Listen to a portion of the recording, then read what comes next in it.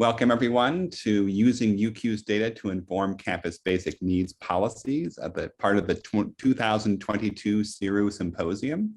My name is Andrew Eppig. I use he, him pronouns, and I'm an IR analyst here at UC Berkeley, part of our Division of Equity and Inclusion. And I'm joined by my wonderful colleagues, Ruben and Kiyoko. My name is Ruben. I use he, they pronouns. I serve as the Director of Strategic Equity Initiatives. I'm super grateful and honored to be here with y'all today. Passing the mic over to Kiyoko. Hello, everyone. I'm Kiyoko Thomas. I use she, they pronouns. I'm the Director of the Basic Needs Center at UC Berkeley. And we're joining you from Huichin Territory, unceded Ohlone land.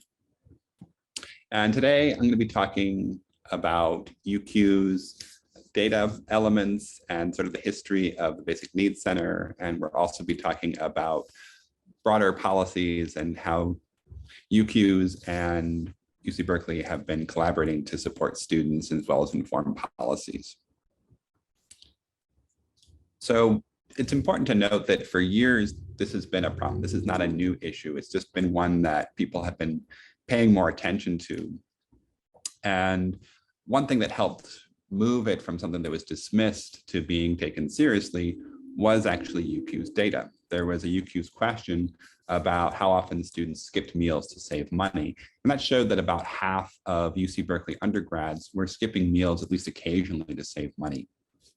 And that data point provided a lot of leverage for both UC Berkeley student government leaders as well as administration to say, hey, we need to do something about this. We're going to help create the UC Berkeley food pantry. And one thing is that there's a bit of serendipity in that both those student leaders and administrative leaders happen to be part of system-wide groups working on these types of issues. And they brought basic needs to those spaces and advocated for it to be not just a UC Berkeley-ish policy, but a system-wide policy across the University of California. And there was a wonderful synergy that then happened between the Basic Needs Center as the food pantry evolved into, and the Office of the President, which was running UCUES, and led to an expansion of the questions from that single question about saving money to 2 questions about food insecurity to the whole 6-item FDA module on food insecurity, having a couple questions about homelessness to expanding in the most recent iterations to a whole module on housing insecurity. So it's been a really wonderful and productive collaboration between analysts and service providers. And I'm going to pass this on to my colleague Ruben to talk more about these policies enacted. Thank you for that, Andrew. So I think it's important for us to provide a guided journey of how CERU and UCUES data were really the point of genesis that formalized our efforts in terms of basic needs. You're seeing in this first grouping of photographs, Andrew, who went above and beyond to answer our questions, train us on the data, and allowed us to create an organizing campaign that launched the first off-campus food pantry for UC Berkeley and call in all 10 of the UC campuses to start having these conversations to make sure that they themselves knew the data, were trained on the data, and that we started ideating how do we take better care of students' basic needs. In the second batch of photos, what you're going to see is that those conversations led us to having connections with all of the public higher education systems in California, the community college with over 116 campuses, and CSU with 23 campuses along the UC system.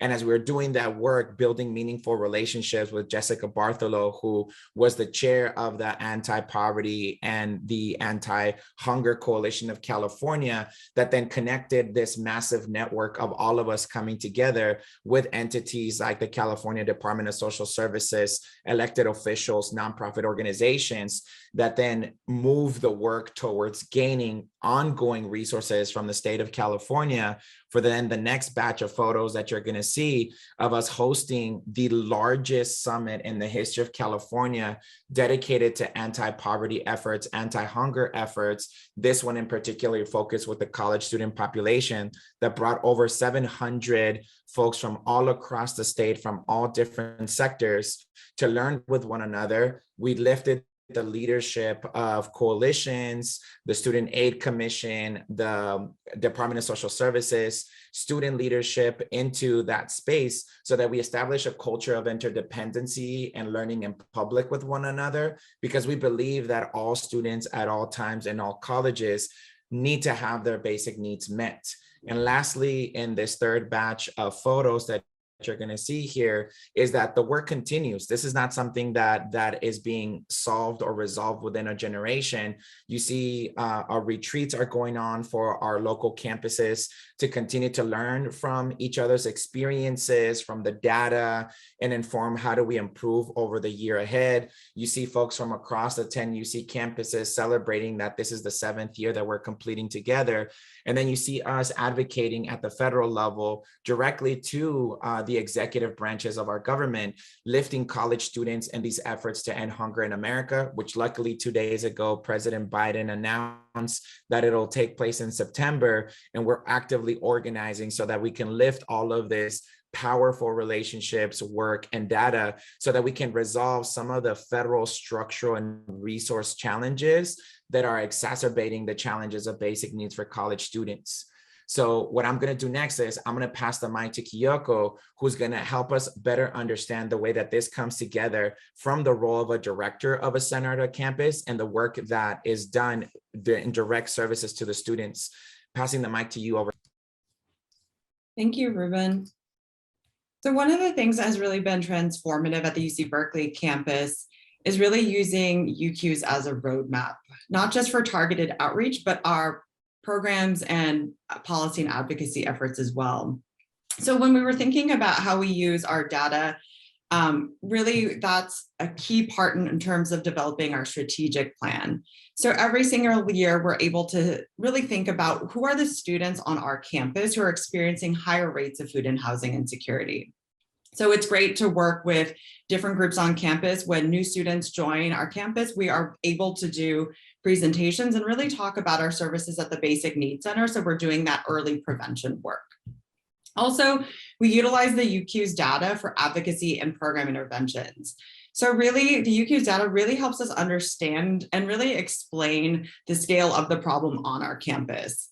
So in particular, one of the ways that we use UCUES for advocacy is we're really thinking about using that to inform our partnerships on and off campus. So this year in particular, we've been really working with our Alameda County Social Services team to be able to strategize how we're addressing the food security needs of our campus community. So in particular, for students who are applying for CalFresh or SNAP at the federal level, we're able to really recognize the scale of the problem and really be able to really receive the support of different groups on and off campus to help address this.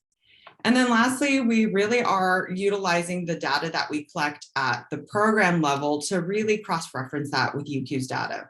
So we're able to see which student groups are either under or overrepresented in the Basic Needs Center program. So for example, at the end of every academic year, we have a great partnership with Andrew. So we're able to see, for example, if we're looking at our food pantry usage, are there particular student groups who know because of UCUES who are experiencing high rates of food insecurity who are not coming to the pantry? So it's really transformative in terms of then being able to have those conversations with key groups and leaders on our campus to be able to ensure that those students are not just aware of our services, but are actually using them.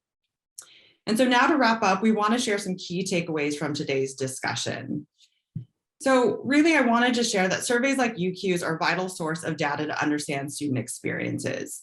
So we always talk about at the Basic Needs Center that, a student's academic experience is only one part of who they are as a student, but fundamentally, their experiences are really related to other areas of their overall well-being, their experiences with food and housing. And so for us, UCUES really help paint a more complex picture of student experiences.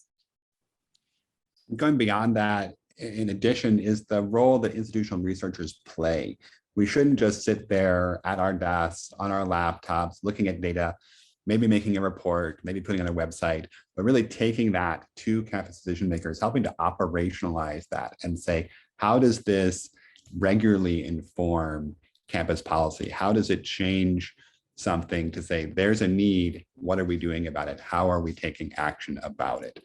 And I do want to say that it's not just me. There were many, many other people involved in working at the ground floor of this. And I think part of it too is also making sure that operationalization is not simply top line and high level, but really digging in, disaggregating, getting at that, precisely what Kiyoko was mentioning in terms of targeting specific groups. And lastly, I think it's absolutely essential, y'all, that we are intentional about building meaningful and consistent relationships across our analysts, direct service providers, and the leadership that Andrew just explained, because it's through that connection, trust, and relationship that we can ensure that we're producing the best knowledge, the best efforts that are going to improve the work on the analytics side, on the service side, and on the leadership side, that produce an overall better experience for students, staff, faculty, administrators, and the community at large. So really energizing and appreciating you all for going above and beyond to break through the silos and the hierarchies of higher education and centering relationships that ultimately will produce better care and better outcomes for our communities at large. So I want to thank you all for joining us today. Here's our contact information. Please feel free to reach out if you have any questions about what you saw in this presentation or about our work more generally. We're really excited to share all the work that we're doing and learning about how we can learn from what other people are doing and how we can grow and share everything that we're doing. So thank you again for coming. Thank you again to my wonderful co-presenters. And I hope you all have a wonderful rest of the symposium.